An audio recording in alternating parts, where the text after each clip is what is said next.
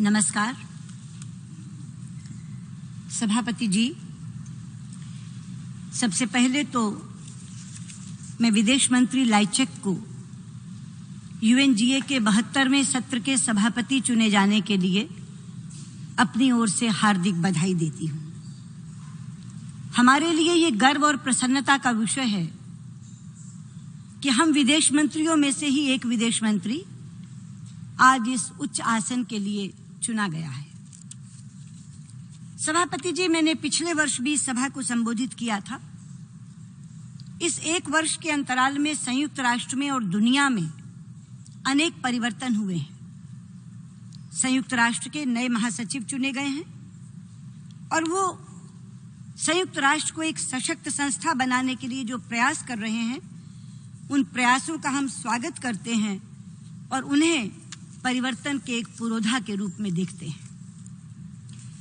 सभापति जी, आज का विश्व अनेक संकटों से ग्रस्त है। हिंसा की घटनाएं निरंतर बढ़ रही हैं। आतंकवादी विचारधारा आग की तरह फैल रही है। जलवायु परिवर्तन की चुनौती हमारे सामने मुंह बाए खड़ी है। समुद्री सुरक्षा पर प्रश्न चिन्ह लगा हुआ है। विभिन्न कारणों से अपने देशों से बड़ी संख्या में लोगों का पलायन वैश्विक चिंता का विषय बन गया है। विश्व की आबादी का एक बड़ा हिस्सा गरीबी और भुखमरी से जूझ रहा है। बेरोजगारी से त्रस्त युवा अधीर हो रहा है और पक्षपात से पीड़ित महिलाएं समान अधिकारों की मांग कर रही हैं। परमाणु प्रसार यानी न्यूक्लियर प्रोलिफरेशन का विषय पुनः सिर उठा रहा है और साइबर सुरक्षा पर भी खतरा मंडरा रहा है।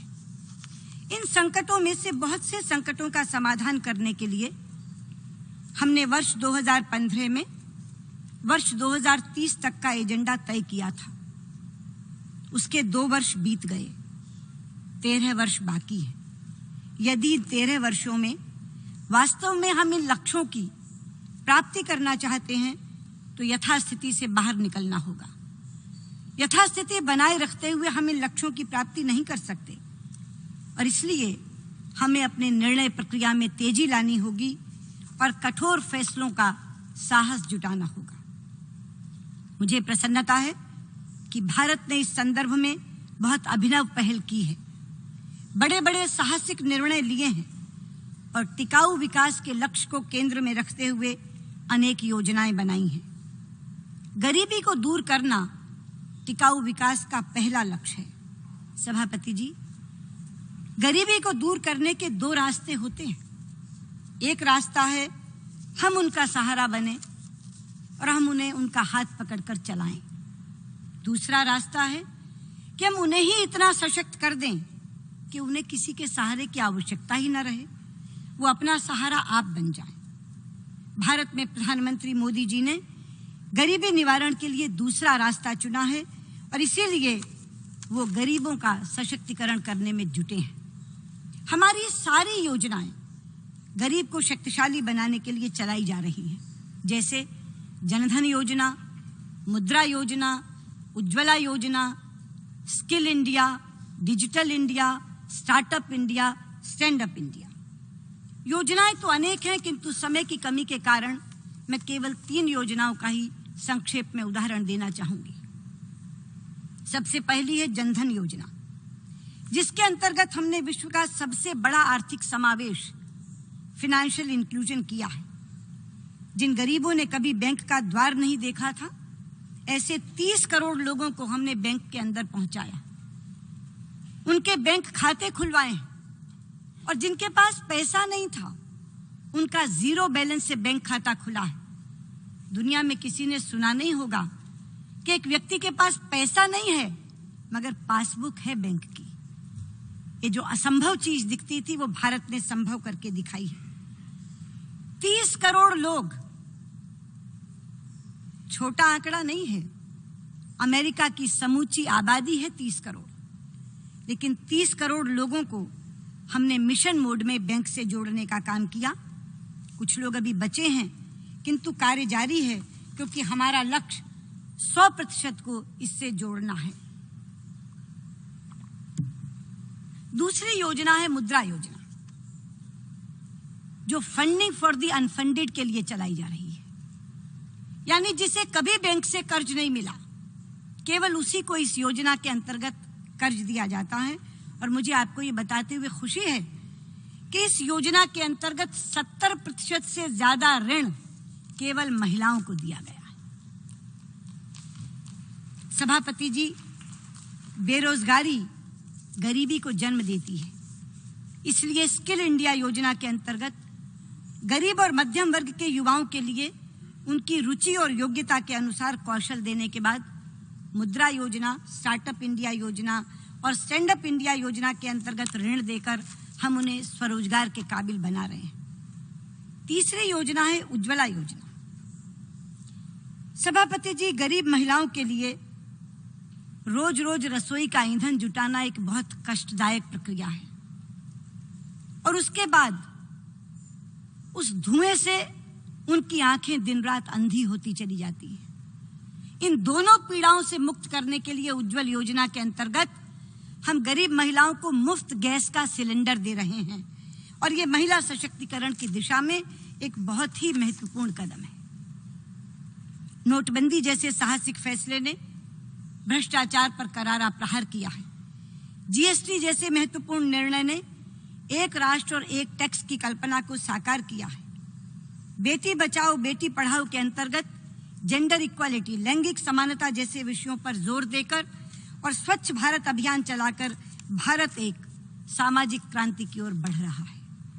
मैं यहाँ ये अवश्य कहना चाहूंगी कि समर्थ देश तो अपने बलबूते पर इन लक्ष्यों को प्राप्त कर लेंगे, लेकिन छोटे और अविकसित देशों की मदद हम सबको करनी होगी। इसलिए इन एसडीजीज में ग्लोबल पार्टनरशिप का सिद्धांत रखा गया था। उस सिद्धांत के अनुरूप हम सभी उनकी मदद करें ताकि छोटे देश भी 2030 तक इन लक्ष्यों को प्राप्त कर सके। मुझे ये बताते हुए प्रसन्नता है कि भारत ने इस वर्ष India UN development partnership fund की शुरुआत की है। सभापति जी, हम तो गरीबी से लड़ रहे हैं, लेकिन हमारा पड़ोसी देश पाकिस्तान हमसे लड़ रहा है। परसों इसी मंच से बोलते हुए पाकिस्तान के वजीर आजम शाहिद खाकान अब्बासी ने भारत पर तरह तरह के इल्जाम लगाए।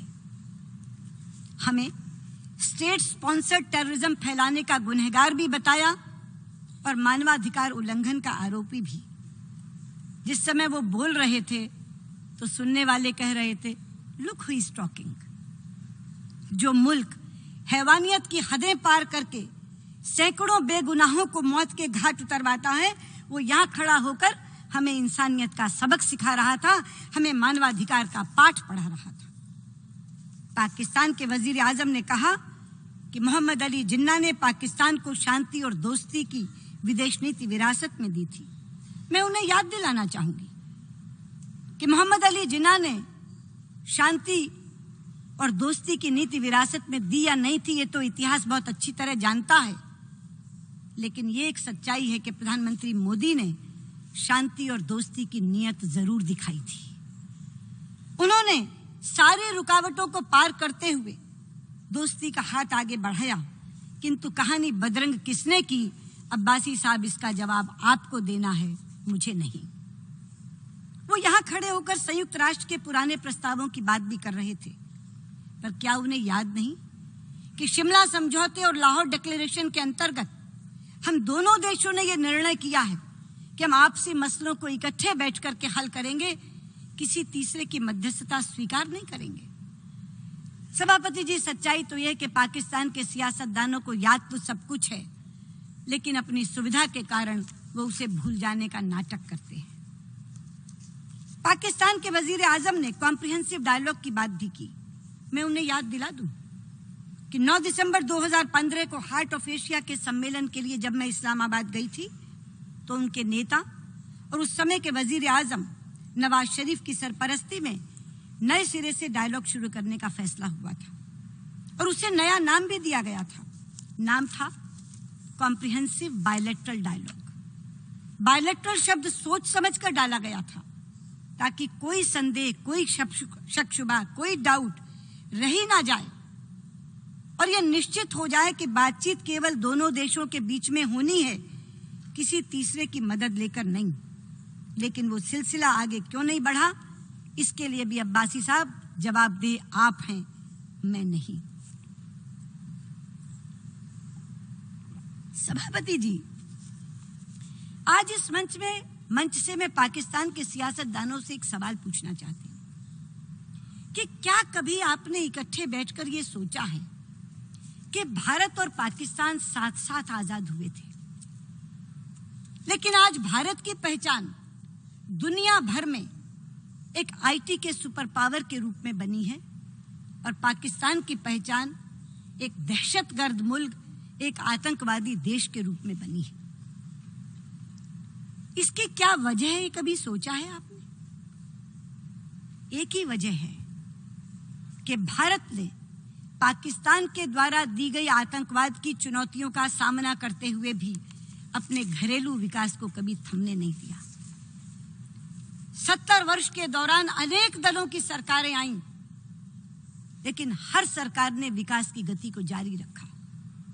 सभापति जी, हमने आईआईटीज बनाए, इंडियन इंस्टीट्यूट ऑफ टेक्नोलॉजी, हमने आईएम्स बनाए, इंडियन इंस्टीट्यूट ऑफ मैनेजमेंट, हमने एम्स जैसे अस्पताल बनाए, all India institute of medical sciences, हमने अंतरिक्ष के क्षेत्र में विश्व प्रसिद्ध संस्थान बनाए।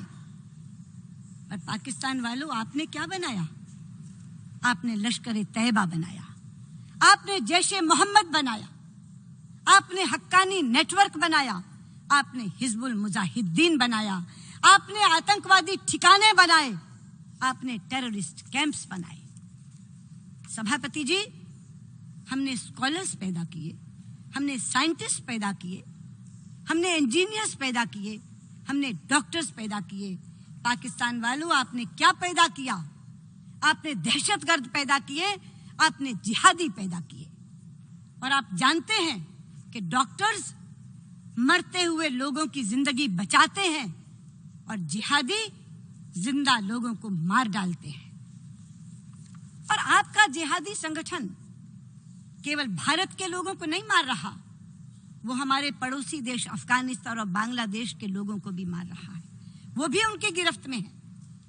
सभापति जी, यूएनजीए के इतिहास में ये पहली बार हुआ है कि किसी देश ने शाम को राइट टू रिप्लाई मांगा हो और एक साथ उसे 3-3 लोगों को स्पष्टीकरण देना पड़ा हो, 3-3 देशों को जवाब देना पड़ा हो। ये अकेला तथ्य पाकिस्तान की करतूत को दर्शाता है। मैं कहना चाहूंगी, पाकिस्तान वालों, जो पैसा आप आतंकवादियों की मदद के लिए खर्च कर रहे हो, अगर उसे अपने अवाम की भलाई के लिए खर्च करो, अगर अपने मुल्क की तरक्की के लिए खर्च करो, तो एक तो दुनिया का आतंकवाद से पीछा छूट जाएगा और साथ ही आपके अवाम का कल्याण हो सकेगा, आपके मुल्क का विकास हो सकेगा।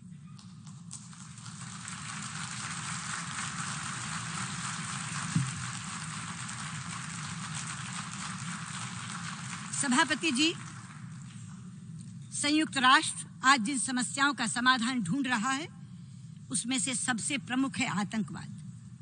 भारत आतंकवाद का सबसे पुराना शिकार है, लेकिन मुझे याद है जब हम आतंकवाद शब्द का इस्तेमाल करते थे तो विश्व के बड़े बड़े देश उसे कानून व्यवस्था का मामला कहकर खारिज कर देते थे। लेकिन आज जब आतंकवाद चारों ओर पैर पसार रहा है तो अब सब देश इसकी चिंता करते हैं। लेकिन मुझे लगता है समय आ गया है जब इस विषय पर हमें अंतर्मुखी होकर सोचने की जरूरत है, इंट्रोस्पेक्शन करने की जरूरत है।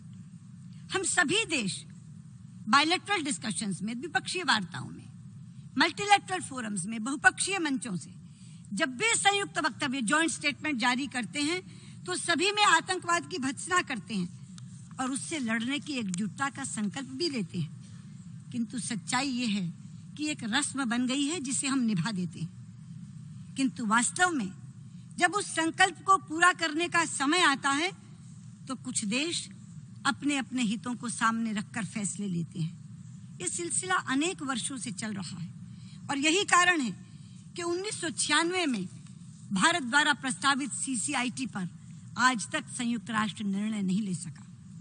सीसीआईटी की सभी धाराओं पर सहमति बन गई, अगर नहीं बनी सहमति तो एक धारा पर, और वो है आतंकवाद की परिभाषा। मैं कहना चाहूंगी, परिभाषा ही तो जड़ है। जिसमें से अच्छे और बुरे आतंकवादी का अंतर निकलता है। अगर परिभाषा पर एक राय नहीं बनेगी तो हम एकजुट होकर कैसे लड़ेंगे? अगर मेरे और तेरे आतंकवादी की दृष्टि अलग अलग हो जाएगी तो हम एकजुट होकर कैसे लड़ेंगे? यदि सुरक्षा परिषद में टेररिस्ट की लिस्टिंग पर भी मतभेद उभर आएंगे तो हम एकजुट होकर कैसे लड़ेंगे? इसलिए सभापति जी, आपके माध्यम से आज मेरा इस सभा से विनम्र अनुरोध है कि हम अलग अलग नजरियों से आतंकवाद को देखना बंद करें। हम समदृष्टि बनाएं और स्वीकारें कि आतंकवाद समूची मानवता के लिए खतरा है। कोई भी कारण कितना भी बड़ा क्यों ना हो, हिंसा का औचित्य नहीं बन सकता। इसलिए अगर हम एकजुटता से लड़ने का संकल्प लें तो उसे माने भी, और अगर माने तो उसे अमली जामा भी पहनाएं। और मैं चाहूंगी कि इस वर्ष सीसीआईटी की परिभाषा पर सहमति बनाकर हम इस साल अवश्य में सीसीआईटी को पारित कर दें। सभापति जी, एक संकट मैंने जलवायु परिवर्तन के बारे में बताया था। जलवायु परिवर्तन के संबंध में भारत ने स्पष्ट कर दिया है कि हम पेरिस समझौते की सफलता के लिए प्रतिबद्ध हैं, और यह प्रतिबद्धता किसी लोभ या लालच के कारण नहीं है, किसी भय या डर के कारण नहीं है। यह प्रतिबद्धता हमारी 5000 वर्ष पुरानी संस्कृति के कारण है। और इस विषय में प्रधानमंत्री मोदी ने अपनी ओर से एक अभिनव पहल करके इंटरनेशनल सोलर अलायंस का गठन किया है। सभापति जी, हम समूचे विश्व में शांति की कामना करते हैं, और जब ये कामना करते हैं तो केवल प्राणियों की शांति की कामना नहीं करते। हम पृथ्वी की शांति की कामना करते हैं, हम अंतरिक्ष की शांति की कामना करते हैं, हम वनस्पति की शांति की कामना करते हैं, और हम प्रकृति की शांति की कामना करते हैं। क्योंकि प्रकृति को जब नष्ट किया जाता है तो वो अशांत होकर विरोध जताती है, और यदि विनाश को न रोका जाए तो रौद्र रूप धारण करके सर्वनाश कर देती है। कभी भूकंप, कभी झंझावात, कभी भयंकर वर्षा, कभी बाढ़ और तूफान, सभी माध्यमों के जरिए ये प्रमाण सामने आते रहते हैं। हाल ही में आ रहे हरिकेन्स, सभापति जी, मात्र एक संयोग नहीं है। जिस समय संयुक्त राष्ट्र में विश्व का समूचा नेतृत्व इकट्ठा है, उस समय प्रकृति द्वारा दी गई ये चेतावनी है। सम्मेलन शुरू होने के चंद दिन पहले से ही हार्वे और इर्मा जैसे हरिकेन आने शुरू हो गए, और सम्मेलन के दौरान भी मेक्सिको में भूकंप आया, डोमिनिको में हरिकेन आया। हम इस चेतावनी को समझें और बैठकों में केवल चर्चा करके ना उठ जाएं, बल्कि संकल्पशीलता से आगे बढ़ें और विकसित देश अविकसित देशों की मदद के लिए टेक्नोलॉजी ट्रांसफर और ग्रीन क्लाइमेट फाइनेंसिंग की अपनी प्रतिबद्धता पूरी करें, ताकि हम अपनी भावी पीढ़ियों को सर्वनाश से बचा सकें। सभापति जी, हम विश्व की अनेक समस्याओं पर चर्चा कर रहे हैं, लेकिन जो संस्था इन समस्याओं के समाधान के लिए बनी है वो स्वयं भी तो समस्याग्रस्त है। अभी कुछ दिन पहले 18 तारीख को संयुक्त राष्ट्र के सुधारों के विषय में यहाँ एक बैठक बुलाई गई थी, जिसमें मैं भी उपस्थित थी। उस बैठक में मंच से किए गए भाषणों में सुधारों से ना होने के कारण वेदना झलक रही थी और सुधार करने के लिए संकल्पशीलता भी दिख रही थी। किंतु मैं याद कराना चाहूंगी कि वर्ष 2005 में जब विश्व सम्मेलन हुआ था तो ये तय किया गया था कि जब भी संयुक्त राष्ट्र के सुधारों की प्रक्रिया प्रारंभ की जाएगी तो सबसे पहले यूएनएससी संयुक्त राष्ट्र सुरक्षा परिषद के सुधार और विस्तार का काम प्रारंभ किया जाएगा। सुरक्षा परिषद के सुधारों के संबंध में पिछले सत्र में टेक्स्ट बेस्ड निगोशिएशन के प्रयास शुरू किए गए थे और 160 से अधिक सदस्यों ने इसके लिए समर्थन भी व्यक्त कर दिया था। यदि हम इस विषय पर गंभीर रूप से चर्चा करना चाहते हैं तो टेक्स्ट बेस्ड निगोशिएशन का एक टेस्ट अवश्य ही होना चाहिए। सभापति जी, मैं कहना चाहूंगी कि विदेश मंत्री लाइचेक को टेक्स्ट बेस्ड निगोशिएशन प्रारंभ करने के लिए एक महत्वपूर्ण भूमिका अदा करनी होगी और मैं आशा करती हूं कि उनके सभापतित्व में यह विषय एक प्राथमिकता बनेगा, ताकि बाद में हम इसे उनकी एक उपलब्धि के रूप में गिन सकें। संयुक्त राष्ट्र के महासचिव से भी हम सबको बहुत उम्मीदें हैं। गुटेरस जी, यदि आप अंतर्राष्ट्रीय शांति और सुरक्षा के ढांचे में सुधार करना चाहते हैं तो आपको यूएन पीस कीपिंग से संबंधित मुद्दों का भी समाधान करना होगा। यूएन पीस कीपिंग में सुधार के बिना ये कार्य संभव नहीं हो पाएगा। सभापति जी, विषय तो अनेक हैं, पर इस मंच से बोलने के लिए समय कम है, इसलिए मैंने विषय प्रारंभ में ही गिना दिए थे। वैसे भी जो विषय इस सभा के लिए चुना गया है वो है लोगों के द्वारा सभ्य जीवन जीने और शांतिपूर्वक जीवन जीने की व्यवस्था। ये विषय संयुक्त राष्ट्र के चार्टर के भी अनुरूप है और ये विषय मेरे देश की संस्कृति के भी अनुरूप है। सभापति जी, मेरे देश की संस्कृति पूरी वसुधा के लोगों के सुखों की कामना करने वाली संस्कृति है। हम वसुधैव कुटुंबकम कहते हैं, जिसका अर्थ है पूरा विश्व एक परिवार है।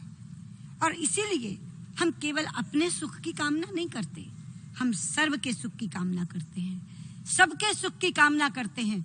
और जिस मंत्र के माध्यम से सबके सुख की कामना करते हैं, उसी मंत्र का उच्चारण करके मैं अपनी बात को समाप्त करना चाहूंगी। वो मंत्र है सर्वे भवन्तु सुखिनः, सर्वे सन्तु निरामयाः, सर्वे भद्राणि पश्यन्तु, माँ कश्चित् दुःखभाग् भवेत्, जिसका अर्थ है सभी सुखी हों, सभी स्वस्थ हों, सभी अपने इर्द गिर्द अच्छा ही अच्छा देखें, कोई भी दुखी ना हो, कोई भी दुखी ना हो, कोई भी दुखी ना हो। धन्यवाद।